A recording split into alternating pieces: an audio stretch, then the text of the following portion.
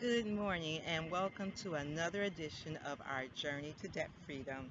I am Sheila Wilkinson-Sanders, and today we are going to talk about preparing for retirement.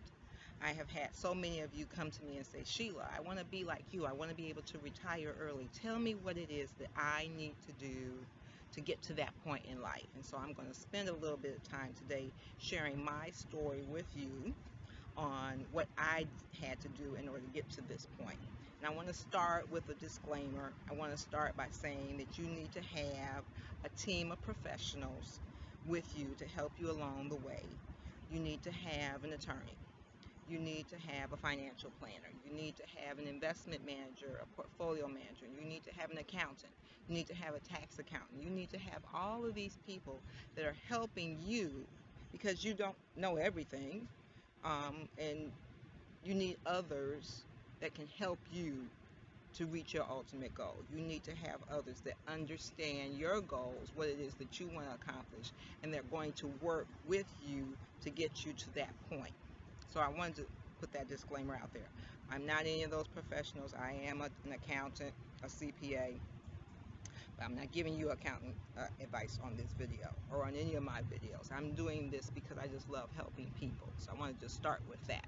All right, so I started on this journey about 15 years ago when it came to me that the average life expectancy of an American is about 79 years old. And I was thinking, wow.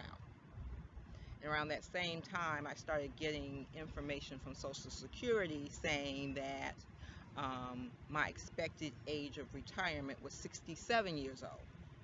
So I was sitting there thinking, okay, I'm not kind of liking this picture because if my life expectancy is 79 and I'm not expected to retire till I'm 67, that means I'm only going to spend like 12 years enjoying retirement. Now you all know I'm a numbers person. So I'm thinking, okay, so that means that that's only like less than 20% of my life. Actually, it was like 17% of my life would actually be spent in retirement. And that didn't sound too cool to me. So I'm like, okay, I need to work on this number. And so what is it that I need to do in order to be able to retire before that time so that I could enjoy that part of my life? And most of you know that for me, the ultimate goal was to have peace. You know, I say that the one thing that I always ask God for, that I pray for, is that peace of having just total perfect balance in life. And you never have perfect peace because we're not perfect, right? But my goal is to have as close to perfect peace as possible. And so I started to have to define what that was for me. In the earlier videos, I've talked about my definition of wealth. And interestingly enough, my definition of wealth is the same definition that I have for retirement, and that is being able to do whatever you want, whenever you want. Now, those that have come to my wealth building classes have, most of them always say to me, when the first workshop ends, are always saying how shocked they are by the workshop, because they all come into the workshop thinking that we're going to talk about making millions of dollars, and we spend very little time talking about the financial piece. They're always shocked by that, and I always have to explain to them that you could have millions and millions of dollars and be miserable, and be absolutely miserable. So that's not what wealth is. Money is just a way of getting to what it ultimately is that you want to accomplish. It's not the ultimate goal. And so it's the same with retirement. Money is not the ultimate goal. It's having that peace, it's having that happiness. That's what it is for me. Now, it may be something totally different for you. You need to define what that is. Now, in one of my earlier videos, I also talked about my life plan. And for me, there were 6 pieces for that life plan. There is, of course, that financial piece, but there's also the spiritual piece, there's the emotional piece, there's the relationship piece, there's the physical piece, and there's the intellectual piece. So there were 6 pieces for me. There's 6 pieces that I needed to have in perfect balance in order to have a life of peace. Now, I will say to you, when I first started, that was not my plan. My plan was so non-dimensional. It was just like most of yours are probably right now. It was financial. I thought that, if I had money and I could have enough money in the bank that I could retire, not realizing that there's so many other pieces involved with that. So I always say, that your plan is dynamic, it's constantly changing. I go back some every once in a while just because it's a good laugh and look at that first plan, and it's like, oh my God, it is so shallow. What what what was I thinking? Well, I was thinking what I knew at the time, and that's why my plan includes that intellectual piece. Even though, I determined years and years ago I was not going back to school anymore, I was done with education, I realized that you have to always keep growing in your mind and in learning what's going on around you in order to live in peace. So for you, as you're developing your life plan, there may be more than 6 pieces. There may be less than 6 pieces. But you have to determine what's most important for you to be at peace. What's most important for you to have total balance in your life and be able to live the life that you really want to live. Now, for some of you, it may be that you decide that working is okay. It's okay to work until, you're 67 or 75 or 80 or until you die.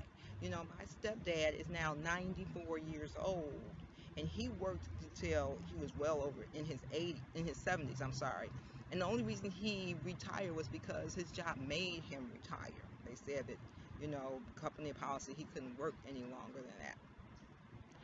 He was working because that made him happy, and so that was okay. But I have some folks that I know right now that retired early and then had to go back to work because they realized that the money wasn't there in order for them to retire. And so they had to go back to work in order to make ends meet. I've had others who have gone back to work because they realized that they were bored. So that's different. They're doing it because that's what they want to do, not because that's what they have to do. So, you have to, when you are determining retirement, you have to determine what it is that you want to accomplish and what has to happen for you to accomplish it so that you don't have to have so many changes. It's going to change. Things are going to happen. You're going to have moments of out of balance. That circle, 360 degrees. I have 6 pieces, so that means each piece is 60 degrees, or 16.67%. And so if one of those becomes out of balance because something happens that causes me to lose focus on one area or the other area, then my peace has been disturbed. So if something happens, let's use debt. So let's say, so all of a sudden I have some debt that I wasn't expecting. So now, instead of me focusing 16.67% of my life on finance, I'm now focusing 90% of my life on finances. So the circle doesn't change, right? That means that something else is going to suffer. That means I'm going to focus less on something else. It may be the relationship, it may be my health, it may be something else, but something else is going to suffer that's going to cause me to be out of balance. So you want to do whatever it is to try to keep as much balance in your life. So in other words, as you're developing that 3-dimensional plan, not that 1-dimensional plan, that 3-dimensional plan, you want to have a plan B, a plan C, a plan D. In other words, you want to have contingencies in there. So if something happens here, this is what I'm going to do to get back in balance, right? So what happens is, for me, that one plan became 6 plans. And that's what I mean by the 3-dimensional. So, that life plan became 6 plans of one on intellectual, one on relationship, one on physical, etc., etc., etc. Because that's what needs to happen for me to have total peace. So again, I know this is probably not the video that you thought it was going to be, But I want you to start thinking about what it is ultimately that you want to happen in your life. And in the next video, we'll talk a little bit about what you thought it was going to be, that financial piece for you. I hope that this video has helped you. Remember to stay faithful. Remember to stay focused. Remember to stay committed. I'm Sheila Wilkinson-Sanders, and I hope you have a wonderfully blessed and supreme day.